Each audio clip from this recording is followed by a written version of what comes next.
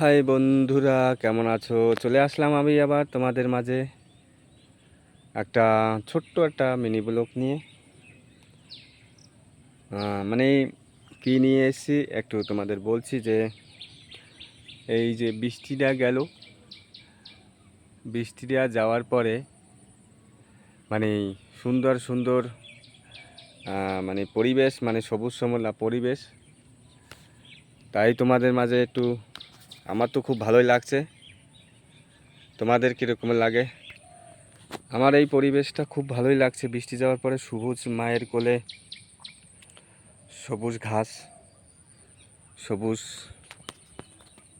নাজারা, সবুজ, যেদিকে তাকাই সেদিকে খালি সবুজ আর সবুজ। কিন্তু মায়ের কোলে কি সুন্দর ফুল ফুটেছে এই বৃষ্টির পরে, মানে বসুমাতার বুকে। তাই তোমাদের কাছে তুলে ধরছি। মানে বসুমাতার কোলে এই বৃষ্টির পরে সুন্দর সুন্দর মায়ে ফুল দিয়ে সাজাচ্ছে, মানে মায়ের কোল। আমার তো এখন খুব ভালোই লাগছে। মা সুন্দর সুন্দর গয়না পরেছে বসুমাতা, তাই সুন্দর সুন্দর ফুল মা ফুটে ফুল দিয়ে মার শরীর সাজিয়েছে। আমার তো খুব ভালোই লাগছে। যাই তোমাদের মাঝে একটু ভাবছি একটু তুলেই ধরি তোমাদের।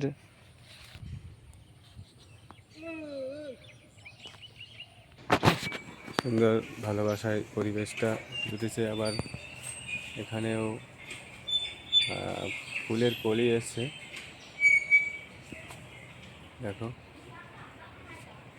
মা সাজছে সুন্দর। পুজোর আগে, মানে পুজোর আগে মা সেজে নিচ্ছে গয়নাকাটি দিয়ে।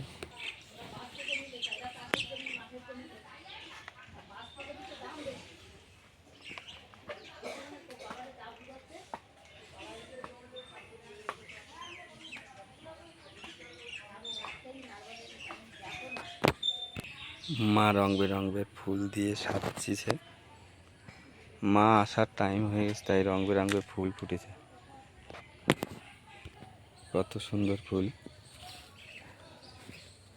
এইগুলো কি ফুল মাই বসুমাতা জানে, আমি তো বুঝতে পারছি না, তাই তোমাদের কাছে তুলে ধরলাম।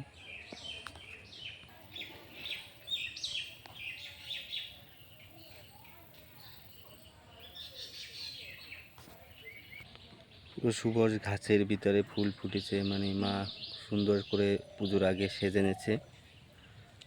আমার তো খুব ভালোই লাগছে। শস্য শ্যামলা সুফলা সেজে বসে ধান ক্ষেত, সবাই কি সুন্দর সবুজ হয়ে আছে। মানে কি বলবো, পরিবেশটা আমার তো খুব ভালোই লাগছে।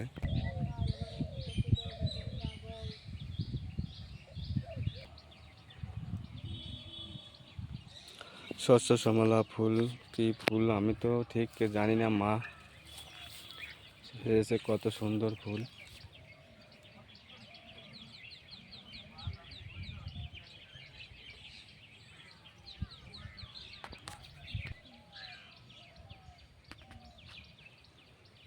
দেখো বন্ধুরা,